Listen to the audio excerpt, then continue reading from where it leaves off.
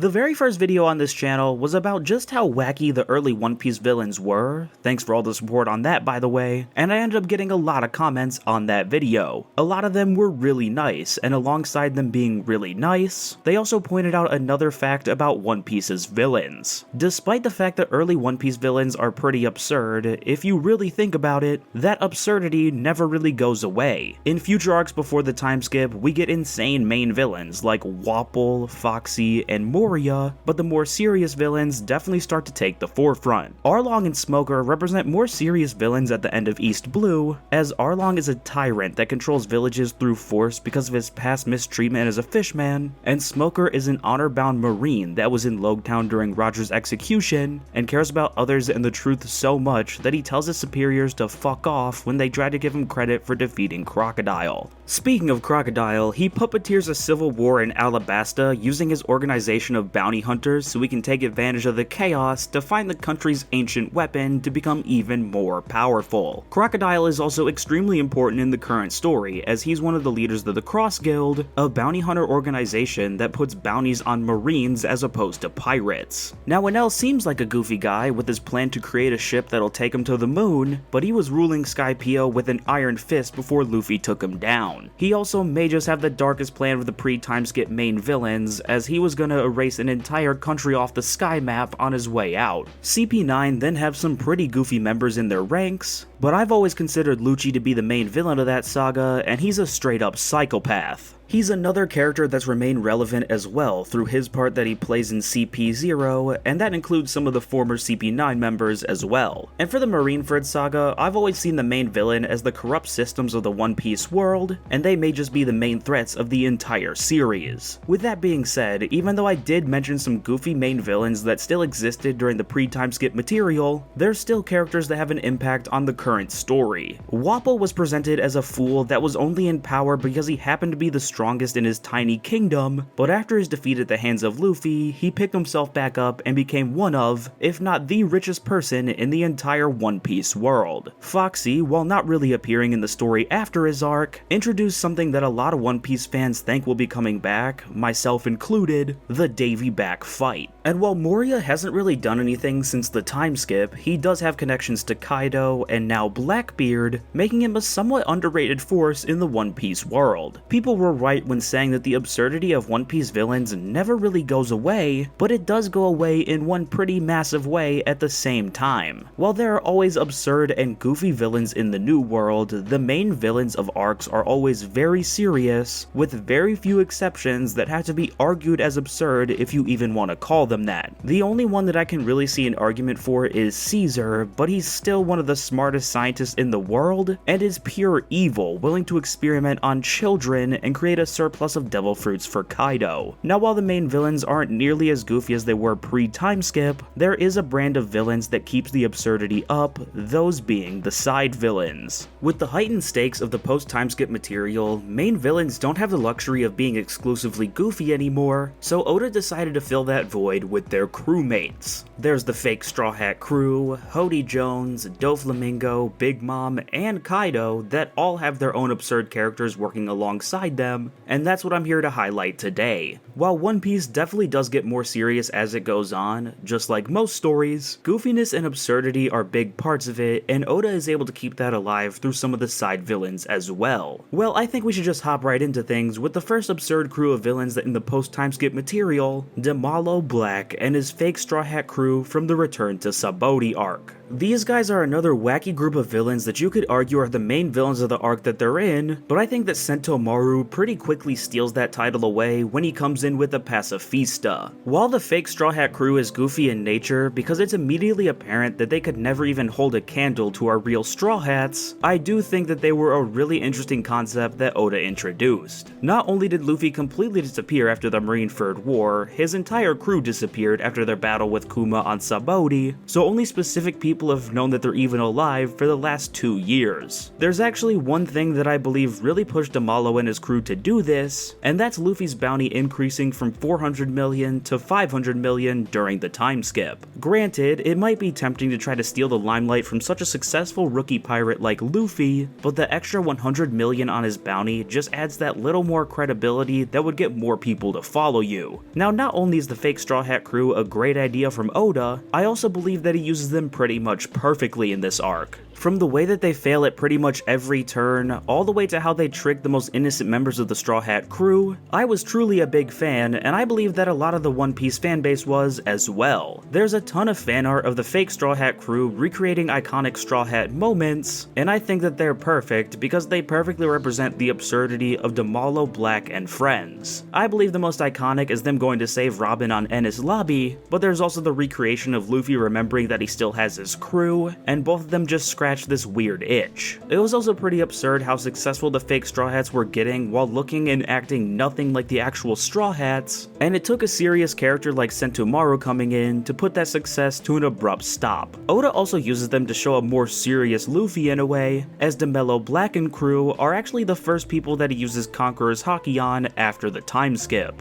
This happens when Luffy accidentally bumps into them and Demelo tries to act all hard, and this is truly a scene of Luffy turning a new leaf. A pre-time skip Luffy probably would have gotten caught up with the fake Straw Hats for a little while, but this Luffy has somewhere he needs to be, so he puts them down, no questions asked. It's just a really cool moment, and it feels like it really means something because it was done to such goofy characters. Speaking of how goofy the fake Straw Hats are, a lot of that comes down to their designs and how they all look like Temu versions of the Straw Hats that we know and love. There are fun details like Demelo having a scar on his chest before Luffy's was revealed to the world, and Nami's belly poking out of her shirt, but the funniest detail has got to be this crew's chopper. This is because it's literally just a stray fox that they picked to fulfill the role, and that's just doing our boy Chopper dirty. Now, I know that Chopper is more of a mascot than a character these days, but he's still one of the best medical minds in the One Piece world, and this fox that's supposed to be him can't even talk. I also might be wrong here, but Oda also messed up a little bit if this creature isn't a tanuki, because people have been confusing Chopper for a tanuki for pretty much his entire time in the series. I personally love the fake Straw Hats despite the fact that they're not in the story for all that long, and as we've already discussed, I think it's pretty clear that they did leave an impact on the fan base. With that, we can move on to Hody Jones's crew, and looking back on the Fishman Island arc as a whole, it was a pretty serious arc for the most part. An arc all about how systemic problems can create systemic hatred, even if the systemic problems are starting to slowly change. With that being said, it definitely isn't without its fair share of wacky villains, and the one that I wanted to highlight today is Vander Decken the Ninth. This guy isn't even on the new Fishman Pirates, but he is one of their allies, and he's easily one of the strangest characters in the entire arc. Firstly, he's related to a Fishman legend, the original Vander Decken, as he's the 9th Vander Decken to captain their legendary ship, the Flying Dutchman. The ship itself has its own insane lore, and that only makes sense because Oda took the Flying Dutchman legend from our world and made it fit perfectly into his pirate story. It's a ghost ship, just like the ship from the real world, and it's said to have a curse on it because it literally can't dock, and is forced to sail underwater seemingly forever. It's said that it's forced to sail forever because the original Vander Decken committed so many atrocious crimes that he was given God's wrath. Now, it is a legend even within the One Piece world, so the facts tend to get exaggerated, but that doesn't change the fact that it's seen as a bad omen when the Flying Dutchman does appear. Moving on from his ship, it also has to be a bad omen when Vander Decken the Ninth appears, because this guy is just a certified weirdo. I'm also just going to be calling this guy Vander Decken for the rest of this part, because I won't be talking about his ancestor anymore, and I feel like I needed to point that out because I didn't want to confuse you guys. Anyway, pretty much everything about this guy is strange, from his design to his devil fruit, and all the way to how he's obsessed with the mermaid princess, Shirahoshi. The last thing that I mentioned makes him even more of a criminal, but we're going to talk about his design first. This guy is shady at all times, as he always wears a giant cape and a fedora, alongside a glove on his left hand. He honestly dresses like a Reddit moderator, but there's at least a reason as to why he has to wear that glove on his left hand. This is because he's one of the rare fishmen that have eaten a devil fruit, and Jack is the only only other one that I can think of for some reason, even though I'm sure there are at least a couple more that we've met in the series already. Anyway, the devil fruit that he ate is called the Mato Mato no Mi, that allows him to aim anything that he wants at a specific target at any time, and allows him to know where that target is at any given time. Now this could actually be a pretty powerful fruit, capable of sneak attacks at pretty much any time, but that isn't what our boy Vander decken uses it for. The only downside to this devil fruit is that decken must touch the target that he wants to send things after, and the target that he decided to touch is Shirahoshi. That's right, our guy Vander decken is obsessed with the mermaid princess and wants to marry her, and that immediately becomes weird if you think about it for even a second. Shirahoshi is currently 16 years old, while our guy Vander decken is 35, and that unfortunately isn't the furthest extent that his weirdness goes regarding the matter. This is because decken decided that he needed to marry Shirahoshi when he first saw that she had the ability to call the Sea Kings, and that happened when she was 6 years old. So yeah, our guy is just evil all the way around, and quite literally threatens Shirahoshi with marriage almost daily. He's literally the reason that she's trapped in her room at the beginning of the arc, as he uses his devil fruit to send weapons flying at her almost all the time. This is until Shirahoshi rejects him to his face, but since marrying her isn't an option anymore, he decides that he should just kill her instead. This is actually one of the reasons that he sends the Noah after her, threatening to destroy all of Fishman Island at the end of the arc, but we all know that it doesn't end up doing anything, first because of Luffy, but then because of the Sea Kings. He's just a weird guy overall, and almost a perfect example of the absurd One Piece villain. There are a few other strange guys during the Fishman Island arc, but I feel like Vander decken more than deserved to be talked about in a video like this one. Unlike early One Piece, it's actually been a while since I've experienced the Fishman Island arc, so I was actually going to talk about Wadatsumi before I remembered that Vander decken existed. Wadatsumi was just an astronomically large obstacle for our crew to overcome, and if I remember correctly, he had a really high voice despite his size, just like our guy Pika from the Donquixote family. Speaking of the Donquixote family, it's full of interesting and absurd characters, so many in fact that it was hard for me to choose just one to focus on. I mean, I could go with Giola, whose Ato Ato no Mi powers almost spelled the end for some of the weaker members of the Straw Hat crew. I could have chosen Senior Pink, whose design is objectively absurd, but everybody that's read or watched this far knows that he dresses that way because of his extremely tragic past. Hell, I even could have chosen Sugar, because despite the fact that she has one of the scariest devil fruits in the entire series with the ability to turn people into toys, that very same devil fruit forces her to stay the same age that she was when she ate it. I could make an entire video about the Donquixote family because I genuinely believe that they're all interesting in their own way, but the member that I've decided to highlight in this video is the old-timer Lao G. I believe that this guy is the most absurd member of the Donquixote family, and Oda shows that fact off almost every time he's on screen. Firstly, this guy is old as dirt, as he's 70 years old and doesn't have the benefit of being a giant, so that definitely isn't young. His design is also that of a typical old man, as he has an insane amount of wrinkles, and even has shadows by his mouth, suggesting that he doesn't have any teeth. He also always wears a blue jumpsuit with tight red pants and white boots, so it seems like he's always ready for battle. The thing that really brings the outfit together is the G belt that he wears around his waist, just in case anybody, himself included, forgets his name. For some reason, as soon as I saw his character design and what he wears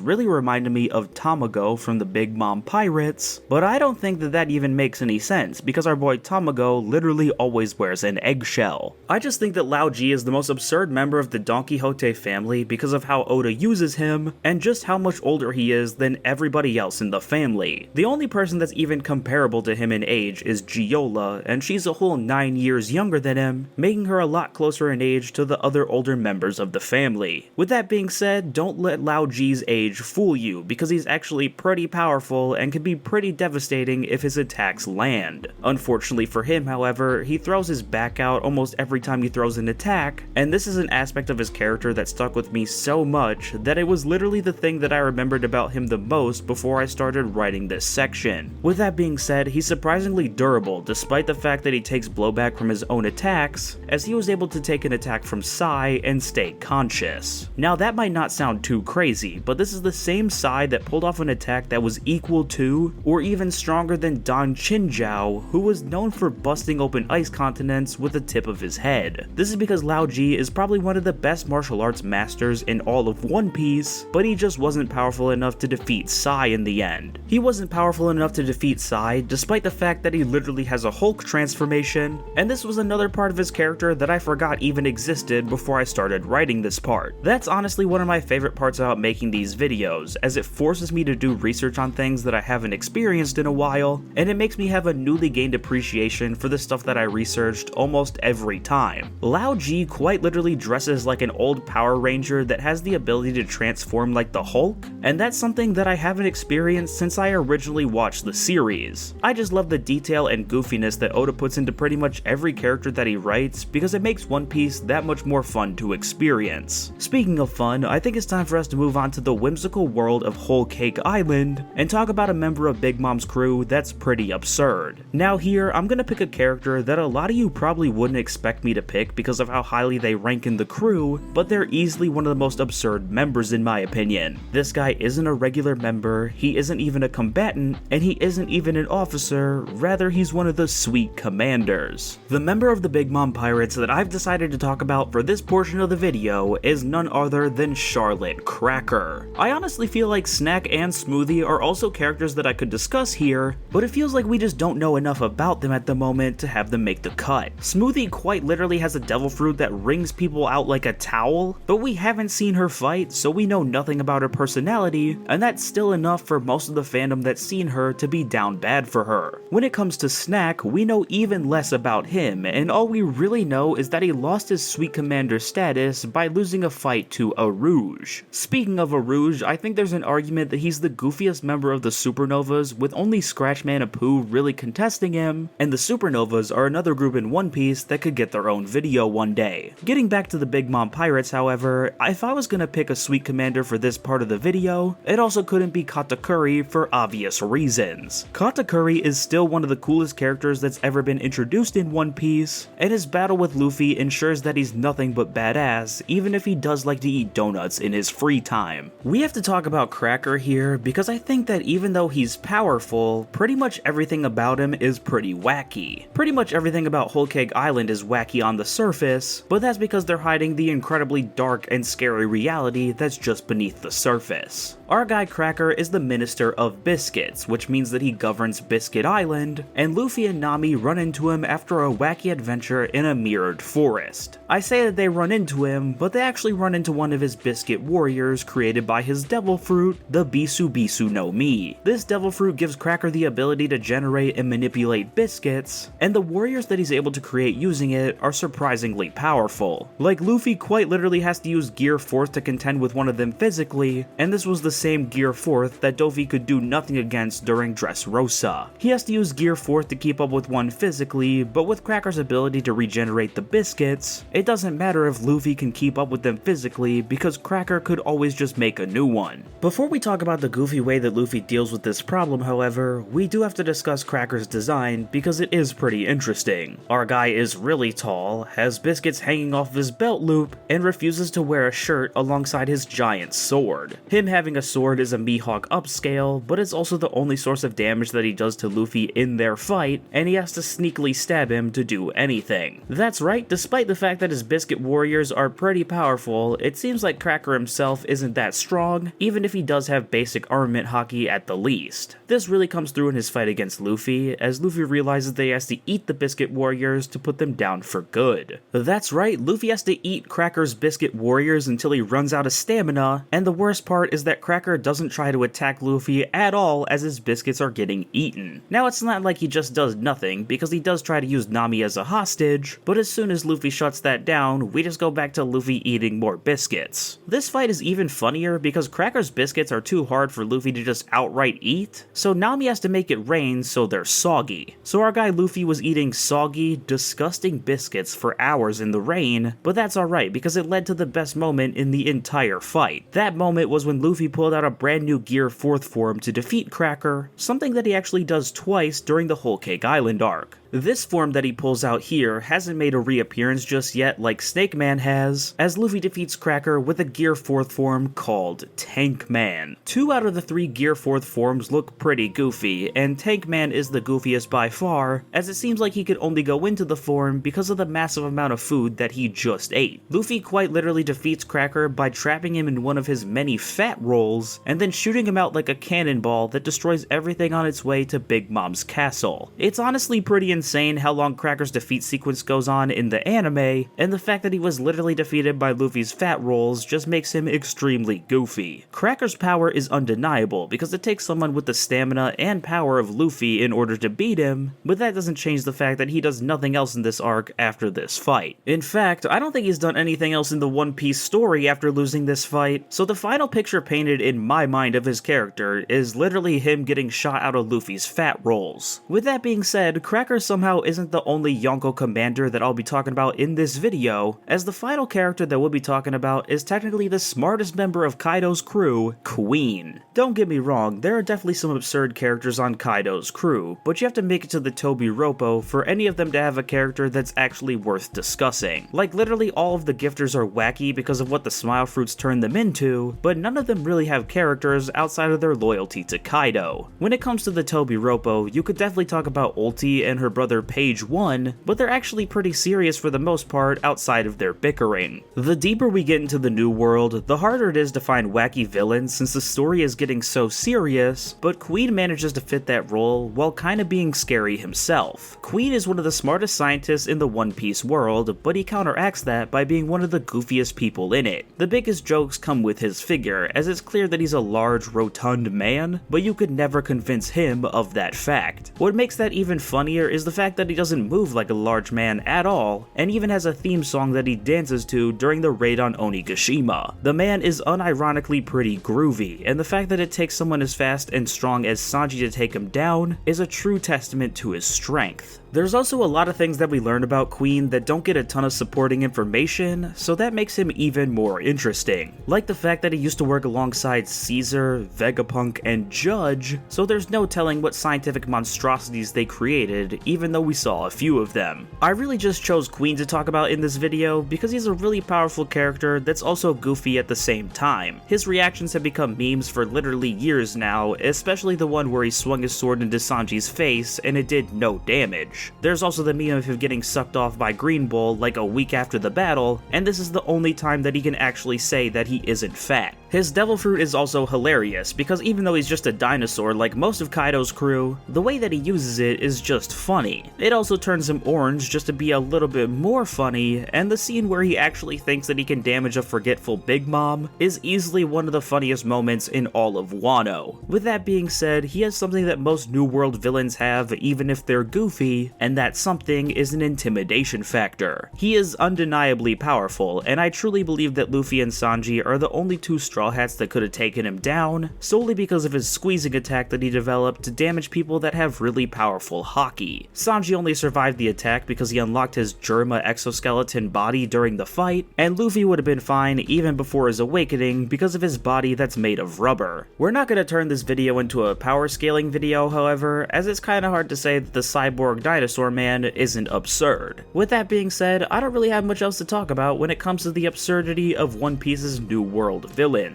As I explained before I talked about the ones that I did in this video, there were more from their specific crews that I could have gone more in depth on, but these are the ones that I wanted to talk about, so that's why they're the characters that I focused on. This is basically the sequel to the first video that I posted on this channel, and I wasn't expecting the support that I got on it when I uploaded it, and the channel that spawned from it has been incredible so far, so I can do nothing but thank you guys. The support that this channel has gotten already has actually been unbelievable, and there's only going to be more content coming in the future. With that being said, even though I've had a lot of fun with this video, I think it's time to end things here. Please join me next time for whatever I post next. Please leave a like and maybe subscribe if you enjoyed the video, and I will see you guys next time. Bye bye.